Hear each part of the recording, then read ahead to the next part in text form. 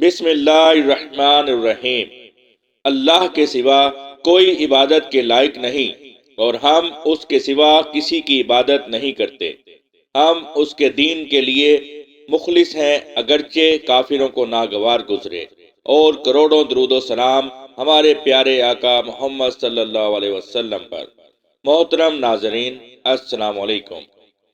آپ لوگ جانتے ہیں شعبان کا چاند نظر آ چکا ہے۔ شعبان میں داخل ہونے کی دعا ہے، اللہم بارک لنا فی شعبان وبلغنا رمضان۔ اے اللہ، ہمارے لیے شعبان میں برکت عطا فرما اور ہمیں رمضان تک پہنچا۔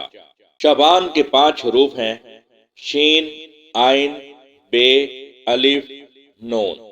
بزرگان دین فرماتے ہیں کہ شین سے مراد شرافت یعنی بزرگی، عین سے مراد علو یعنی بلندی، بے سے مراد بر یعنی بھلائی اور احسان، الف سے مراد الفت اور نون سے نور ہے۔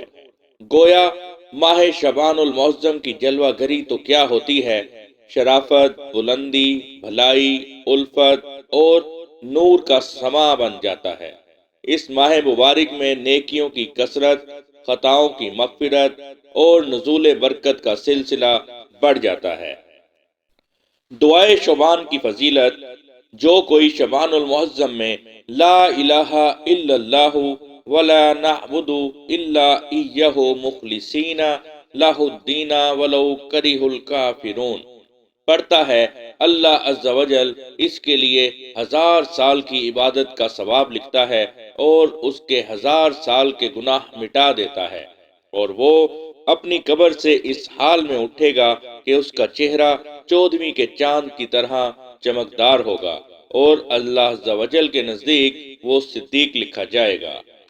سرکار مدینہ سلطان باکرینہ قرار قلب و سینہ حضرت محمد مصطفیٰ صلی اللہ علیہ وسلم کا فرمان عالی شان ہے، جو کوئی مسلمان ماہ شعبان میں 3 روزے رکھے گا اور افطار کے وقت مجھ پر 3 بار درود پاک پڑھے گا، اس کے گناہ بخش دیے جائیں گے اور اس کی روزی میں برکت کی جائے گی، اور قیامت کے روز اللہ عز و جل اسے جنتی اونٹنی پر سوار کرے گا تو اسی پر سوار ہو کر وہ جنت میں داخل ہوگا۔ سبحان اللہ! اللہ عز و جل کی رحمت پر قربان ہو جائیے، خدائے رحمان ہم غلامان نبی آخری الزماں پر کس قدر مہربان ہے۔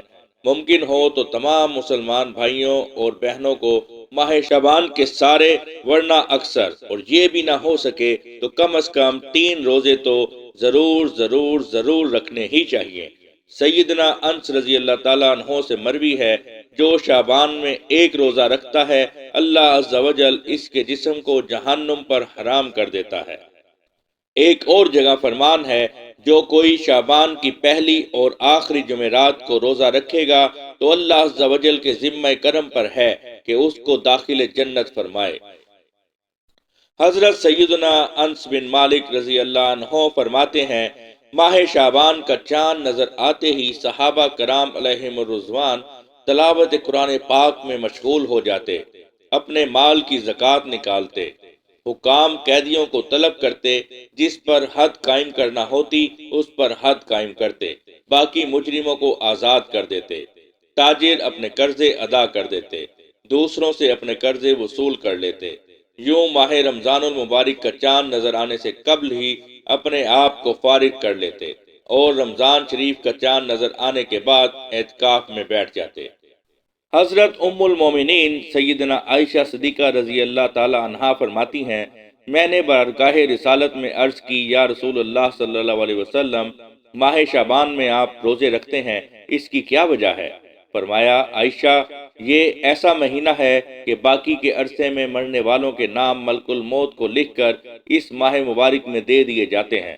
میں چاہتا ہوں کہ میرا نام ایسی حالت میں نقل کر کے دیا جائے کہ میرا روزہ ہو، اور یہ مہینہ میرا مہینہ ہے۔ سبحان اللہ! یہ پیارا پیارا مہینہ آقا صلی اللہ علیہ وسلم نے فرمایا کہ میرا مہینہ ہے۔ ہمیں بھی چاہیے کہ اس شعبان المعظم میں زیادہ سے زیادہ اللہ تعالیٰ کی عبادت کریں، کثرت سے روزے رکھیں اور جتنا ثواب ہو سکتا ہے وہ کمائیں۔ اللہ تعالیٰ ہم سب کی بخشش فرمائے۔ اور ہمارے نیک اعمال کو قبول فرمائے۔